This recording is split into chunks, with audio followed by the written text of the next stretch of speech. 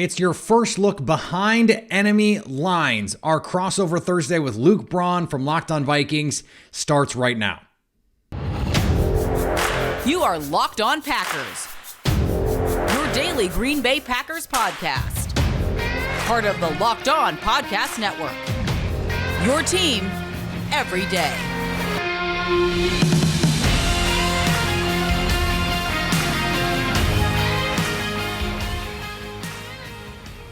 You are Locked On Packers, part of the Locked On Podcast Network, your team every day. I'm Peter Bukowski, and I cover the Packers for The Leap, a newsletter I would love for you to subscribe to. Follow me on Twitter, Peter_Bukowski. Follow the podcast on Twitter at Locked On Packers. Like us on Facebook. Subscribe to the podcast, iTunes, Spotify, Google Podcasts.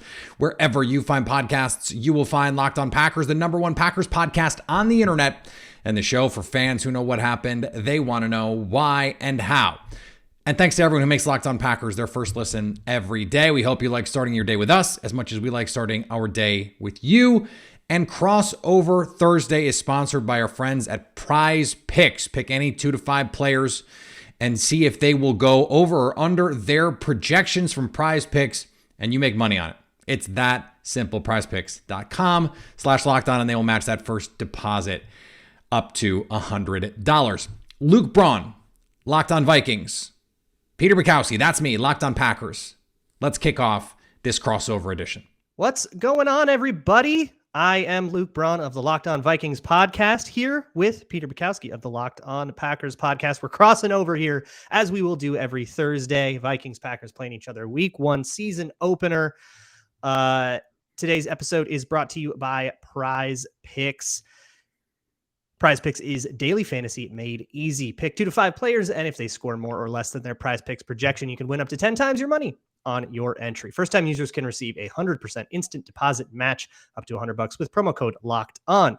That's PrizePicks.com. Promo code Locked On. Again, I am Luke Braun. You can find me on Twitter at Luke Braun NFL, and you can find Peter Bukowski at Peter Bukowski on Twitter. Peter, how you doing? I'm good. I'm excited for week 1. It's a little surreal that we're finally here. I feel like normally we spend more time talking about week 1's opponent, and for whatever reason we haven't. I don't know if you feel that way, but that's just sort of where I am. And I think the reason is there's a lot going on in Green Bay land, a lot of Cheesehead Nation stuff that we have to worry about. So I think that's one of the reasons. It's been weird because it's very internal right now. Yeah. With the Vikings, we're all learning this new coach and his scheme and what's the culture like, and it's all and I guess we have a week 1 game, but who we actually are playing. I remember last year, I spent 2 months talking to the Locked On Bengals guys, and because the week 1 was Vikings Bengals, and we spent forever on that one. But it's been a lot more. We kind of got our own thing going on over here. Well, you have the new coaching staff, and the Packers have offensive line questions. They've got receiver questions, a new defense, with not a new defense, but new players. So there's a lot of stuff to dig into here. Let's talk about this coaching thing, because to me that seems like the biggest story. To you, is that the biggest story? What this offense and defense is going to look like? It's been the thing the whole season. Yeah, that's been the thing the whole season. It's that the culture is a lot different. The Mike Zimmer culture totally fell apart. Everybody was on eggshells with each other. People were not on speaking terms. Multiple people, like Kirk Cousins and Rick Spielman, not on speaking terms with Mike Zimmer at the end. Real bad stuff. That has been purged. And now you've got these laid back youngins with Adolfo Mensa and Kevin O'Connell. We got the millennial vibes here, and everybody's all kumbaya, work together and everything like that. But beyond that, it's been a new scheme. It's going to be a much different look. I think in previous, last couple of years, you and I would talk and we say, we run about the same scheme and we still are from the same tree. It's still a McVay guy, and LaFleur was a McVay guy, and it all comes from Mike Shanahan up top. But it's going to be a little bit more like the way the Rams run it and a little bit less like the way the Packers run it.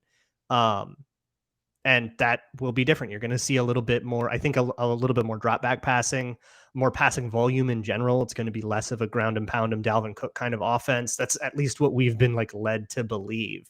And then defensively, it's totally different. We picked up, again, a couple of former Packer coaches, so you guys probably know it better than I do.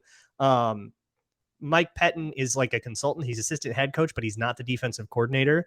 It's Ed Donatel, who is the protege of Vic Fangio. So this is going to be like what we saw with the Bears in this division a few years ago with Fangio and that quarter, half, those sort of rotating safeties, that defense that we saw for so long there and then saw for so long in Denver.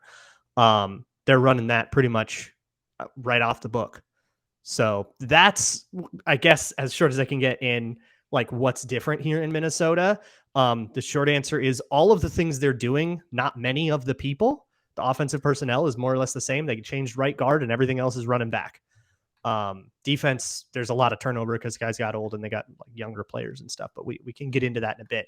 Here's the thing, Peter, we got to talk about, because I think this might be the biggest story for both of our teams outside of like the season scope stuff. This Za'Darius Smith revenge game thing feels like it's the moment. That's the thing of the moment for both of our teams. Like Za'Darius Smith wants to stick it to the Packers. It is not one of those like, oh, it's like, it'll be fun to get back at him and I can't wait to see all my old. No, he is like upset and he wants to like prove a point. Yes. So what do you make of all that? Update me on this, because I missed like 90% of this drama when it was all happening in Green Bay. I feel like an outsider. This started last summer, and I was on Twitter and on my show talking about how it's worse than it seems. And it started with just Matt LaFleur being coy about why Za'Darius wasn't at camp. And then I started to hear some whispers about dissension, about Za'Darius isolating himself from the team, about him popping off at coaches, about some disagreements internally. Some anecdotes that I kind of don't even want to get into because they're so out there. He was mad about not being voted captain, and then gets season-ending back surgery. Goes out and plays week 1, has a back injury, but then goes out and plays, and then has the surgery and is released mostly to save money. He wanted a new deal. I think that if he hadn't had back surgery, he probably would have gotten a new deal at the end of the year. But they made the decision to move with Preston Smith. If I'd have told you at the end of the 2020 season that they were going to keep Preston Smith and not Za'Darius Smith, you'd have said, you're absolutely nuts. This got bad. And Packer fans, some of them, the people that don't want to hear the truth in a lot of cases, got mad at me and said, well, you're just stirring the pot. You're just trying to, create some drama where there isn't any. Oh, no. I was not guessing when I said that this had gotten sour. And this was the quote from Za'Darius Smith to Ty Dunn and go long. That's why I felt the way I did with Green Bay. I gave that expletive my all. I put my blood, sweat. I put my back on the effing line. I put everything. And that year 3, I was treated bad. That's why I'm here now, so I can play them twice a year. Now, let's put aside the fact that he signed with Baltimore first in the tampering period and then went to Minnesota. I don't know if it's because that was a money thing. This changed or what the situation was. They tried to change the contract at the last second. Yes. And so things got weird. He backed out and decided, well, if I can go try and tackle Aaron Rodgers twice a year, then that's great. So there's a little revisionist history in there, but the reality is not only is this a big deal that he's pissed, the offensive line is the biggest question mark for the Packers right now. Because we don't know if David Bakhtiari is going to be able to play. We don't know if Elton Jenkins is going to be able to play. Elton Jenkins has been doing teamwork. David Bakhtiari this week started doing some teamwork, although he was listed as limited in Wednesday's practice, which usually means not doing teamwork, but it could have been walkthrough stuff and not full go stuff. You never quite know what these designations mean. Matt LaFleur said he already knows who's going to be the starting 5. So it's not a matter of testing these guys to see how their body reacts. They're either ready or they're not. Matt LaFleur knows if they are. We don't. And so if it's Yosh Nijman, who's like a fine backup tackle, he's probably a really good backup tackle and potentially an adequate starter. And then question mark at right tackle. We don't actually know who it would be. Is it going to be Royce Newman at right tackle with Jake Hansen at right guard? Is it going to be the rookie Zach Tom at right tackle with Royce Newman at right guard? Could it be Royce Newman at right guard and Zach Tom at right tackle? We don't know. We know it's going to be a group that has never played together. If those guys can't go, if there's one and not the other, it gets a little easier because if Elton Jenkins can play and David Bakhtiari can't, Nijman's going to be the guy. If Bakhtiari can't play and Elton Jenkins can't, then that's where it gets a little weird. It's the right side that's got some questions right now. And guess what? Whoever's out there is going to have to block a really, really, really pissed off Zadarius Smith.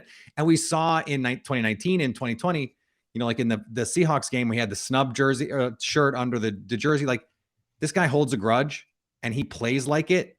So this is like not just the story, it is the matchup for this game. And we're going to have time to get into the matchups in a second. Yeah, well, that's what I was going to say. That just becomes my key matchup, which is what we're going to talk about next. And then we'll do some score predictions at the end. But first, we got to talk about some of the key matchups. And I also want to talk about some stuff elsewhere, especially on the outsides, where some really, really interesting stuff will happen. All right, back to more of our crossover in just a second. Before we do, let's talk about our friends at Turo. Turo is the world's largest car-sharing marketplace. With Turo, you can book any car you want, wherever you want, from a community of local hosts. Browse a huge selection of vehicles for just about any occasion or budget across the US, Canada, and the UK. Book a spacious SUV or minivan for a family road trip. Get a classic or luxury car for a special event, birthday, or holiday. Find affordable economy cars if you're on a budget and just need to go from A to B. Test drive that new electric vehicle you've had your eye on to see if it fits your everyday lifestyle. Many Turo hosts can even deliver the car right to you. Every trip is backed by liability insurance. Terms and conditions and exclusions apply. Ditch boring rental cars and find your drive at Turo, Turo.com. All right, we're back here. Crossover Thursday. Peter Bukowski from Locked On Packers, Luke Braun from Locked On Vikings. And let's do the fun part, the matchups. What is actually going to happen on the field?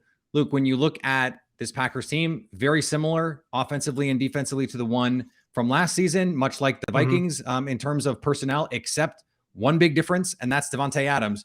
When you look at the way that these two teams match up this year, what stands out to you? Well, those are the two, and they're both on the Packers offense, Vikings defense side of the ball are the ones that really stick out. William Justin Jefferson and Jair Alexander probably will have some good tussles. That'll be fun.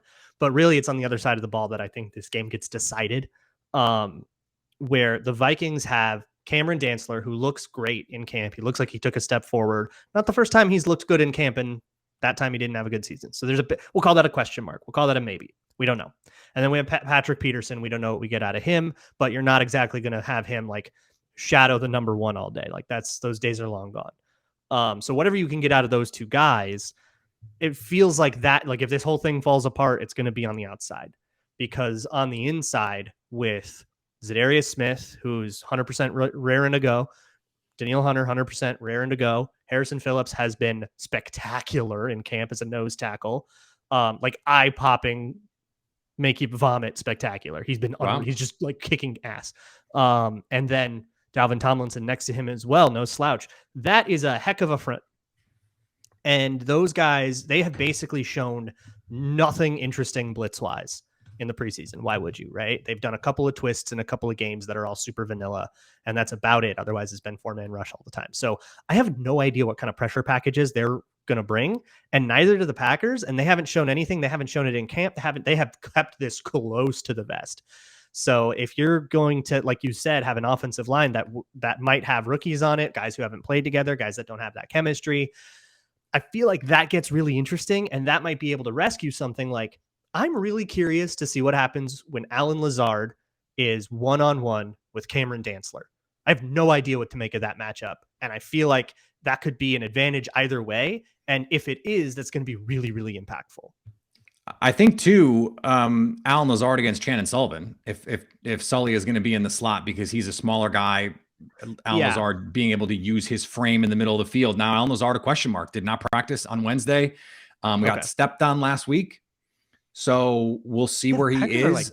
He doesn't seem to be like in a lot of pain. He seems to be good running off to the side, but that becomes a question mark, right? So I was looking up these numbers because I think they're fascinating. Minnesota was 29th in pass rush win rate last season, which is a tongue twister. That's why I have to say it slowly every time I say it. But they were 9th in adjusted sack rate and 6th in pressure percentage. That'll be Zimmer. The pressure numbers from Pro Football Reference. That's Mike Zimmer, designer blitzes. Oh, yeah. That's also not and having Mike Pettine's anybody. designer blitzes.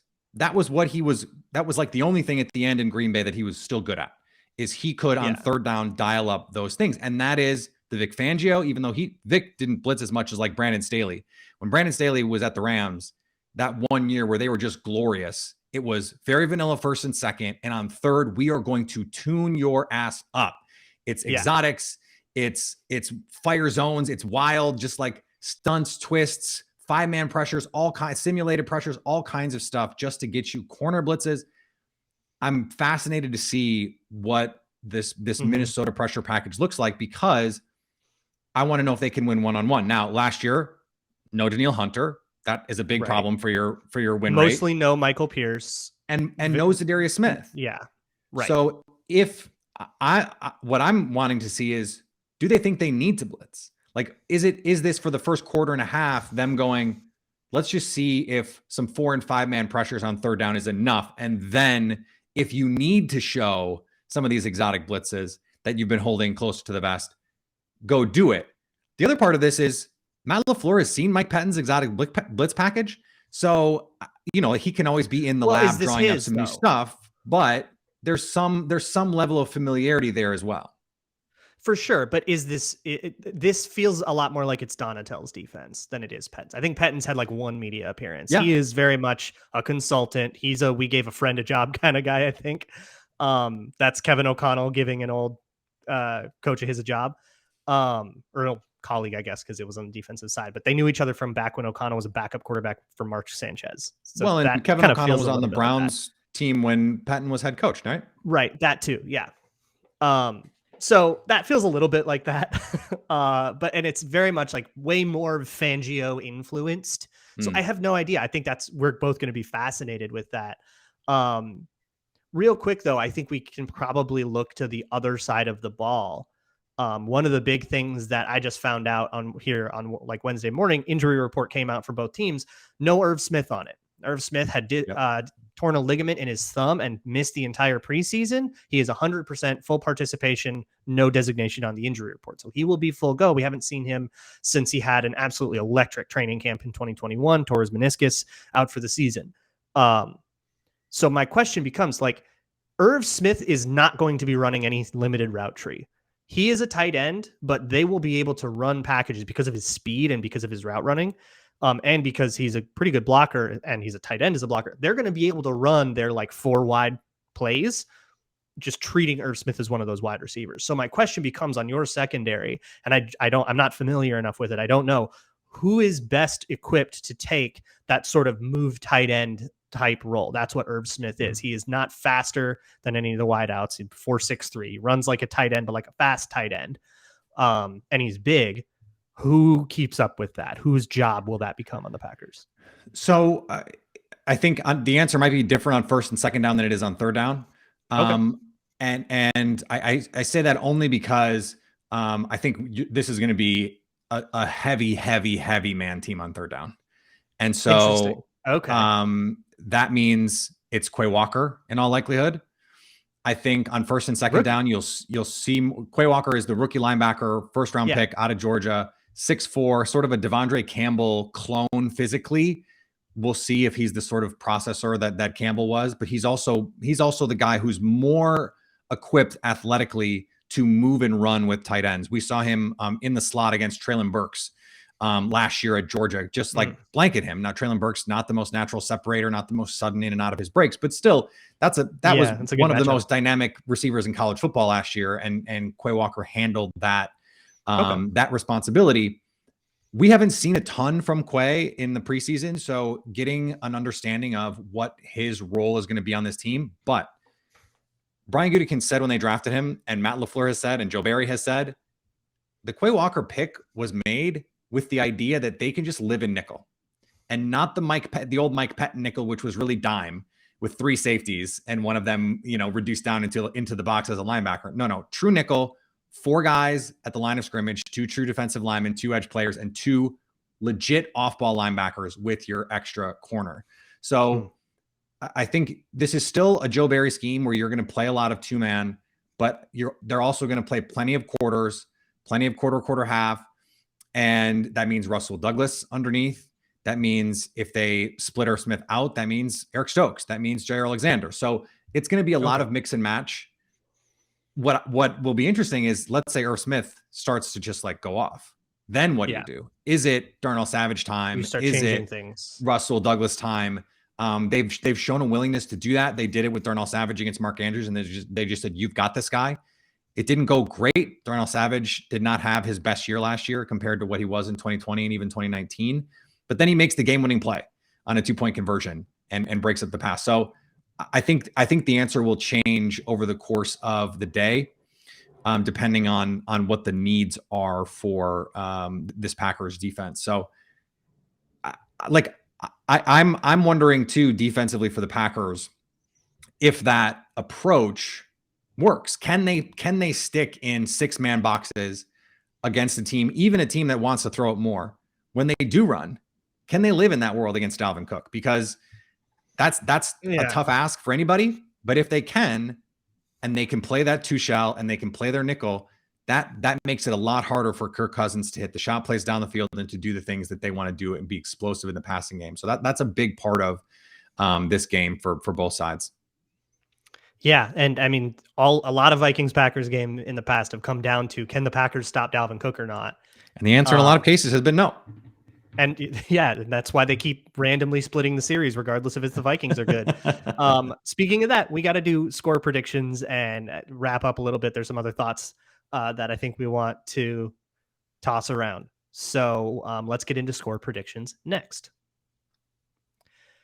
Luke Braun at Luke Braun NFL, Locked On Vikings, talking to Peter Bukowski at Peter_Bukowski of the Locked On Packers podcast. You go first. What's your score prediction? Let's get it. So I have 23-20 Packers right now. They are, I believe, I last looked, BetOnline has them as 1-point favorites. They had been 2. They've been 1.5.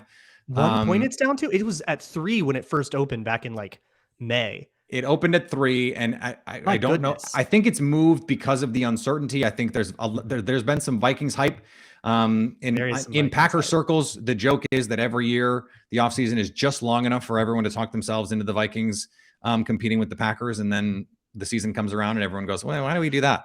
We got weird Lions hype that way too. It's just long enough for everybody to go, maybe they can win 8 and get a 7 seed. And I think people were just sort of sick of doing it with the Vikings, and so they were like, Lions. Yeah. And so I think that's part of the reason. I think this is going to be a close game. I think it's going to be a sort of like classic Packers-Vikings slugfest. And I really just think the difference is going to be Aaron Rodgers. I think it's going to be continuity. But this is a Vikings team that is going to be scary all season. It's certainly a team that I think can be a playoff team if the defense coalesces the right way. I'm not sure I trust Ed Donatel to make sure that happens. But I like Kevin O'Connell. I was talking to Joe Thomas about him today because Joe was in Cleveland with him. And said, there's actually a lot of similarities to Matt LaFleur. And so I think that's a cool thing. I'm really excited for this game. I'm excited for the next matchup with these two teams. This is the battle for the NFC North. And it could also be if the Vikings want to try and steal the North. This is a must win, right? I mean, for sure. If you're going to win the division, you have to win this game. For sure. Ross and I on Locked On NFL, we do Locked On NFL Tuesdays with Ross Jackson. We talked about this game as one of those that's like might have sneaky playoff implications. And if the Vikings can steal this game, then, and I say steal, but if they're 1-point dogs, 1-point home underdogs still kind of feels. But to me, this has felt like so insurmountable because this is the first game of a new scheme. A new coach, new everything. People are still new to stuff. People are still making mistakes. People are still learning. It's never that hot. Like, unless you have Aaron Rodgers just sort of winning games anyways, which is what happened in 2019. Right. There's always growing pains. And so I expect some growing pains. So I'm not nearly as bullish. I'm not very bullish on this Vikings team right now, and I'm okay with it. They've got a direction. They're going for it, but it's going to be a bit of a transition. It's going to be sloppy things. They're going to lose games they probably shouldn't lose. And I'm like, I've already made my peace with that. But the defense, I think it's going to take some time for them to really gel because there's younger players, players that haven't played together, players without that chemistry. And, they're relying right now, starting safety Cam Bynum. Starting corner Cam Dantzler. Jordan Hicks hasn't played here. Harrison Phillips hasn't played here. I'm excited about how all those players go, but I understand that's going to take a little time to gel.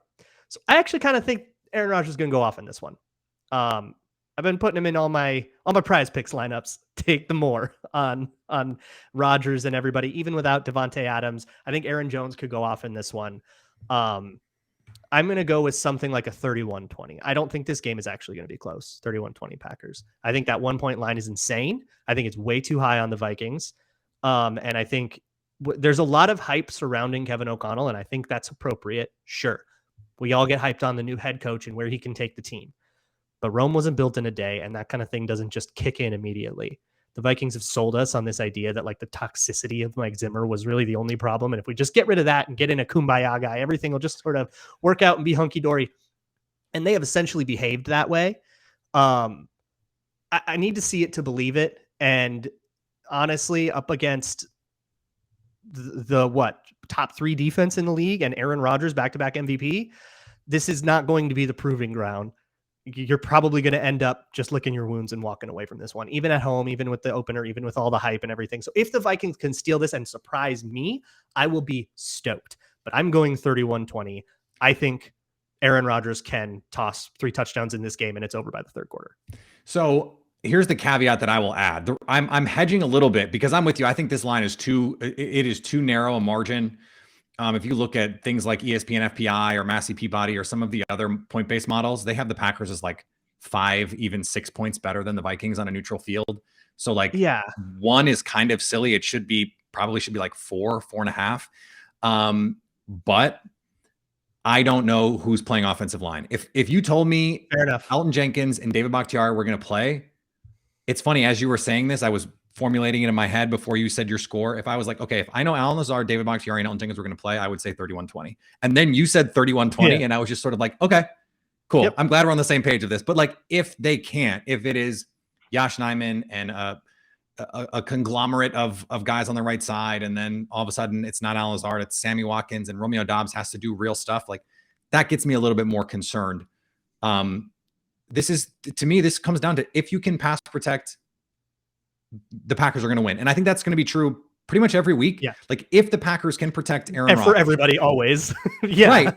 But Rodgers more than I would say like a Pat Mahomes or a Josh Allen, where you're just like, no, they'll figure it out because they can escape and they can do things with their legs that Rodgers just at this point in his career is not the same guy moving and creating. And he doesn't have the time under tension with these young receivers.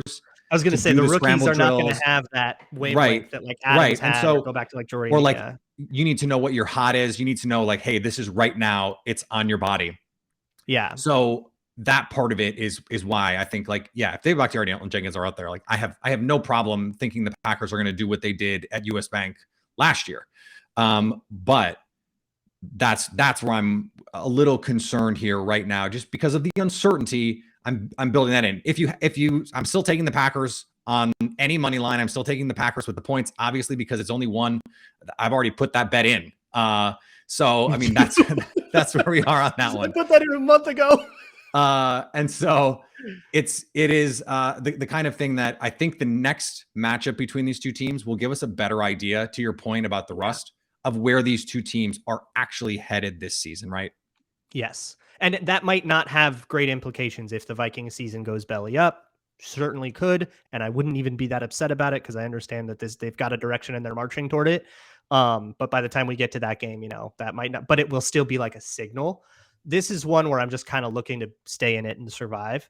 And that's also just begrudging respect that I have for the Packers right now. They just look like they're going to be pretty good. And the Vikings have holes we're sort of hoping won't show up. But hey, Vikings are a lot healthier than the Packers, and sometimes that's all it takes. There's one guy on the injury report, and he's a rotational player. It's Jonathan Bullard. Everybody else is going to be a lot healthier. So that might end up being what it comes down to. We'll talk again, though, later in the season. So make sure you tune in for all of that stuff. Make sure you tune into both Locked On Vikings and Locked On Packers. All right. We love a little cross-contamination on the Locked On Podcast Network. Scout the enemy. Come listen to my show and make fun of me. All right. I'll hate it. You'd be really dunking on me. All right. Thanks to Luke for joining the show. Always great to do the crossover with him. We are live tomorrow, 5:30 Central Time on our YouTube page. Injury report, your questions, all the good stuff. Follow me on Twitter, Peter_Bukowski. Follow the podcast on Twitter at Locked On Packers. Like us on Facebook. Subscribe to the podcast, iTunes, Spotify, Google Podcasts, wherever you find podcasts. You will find Locked On Packers. And anytime you want to hit us up on the Locked On Packers fan hotline, you can do that, 920-341-3775 to stay Locked On Packers.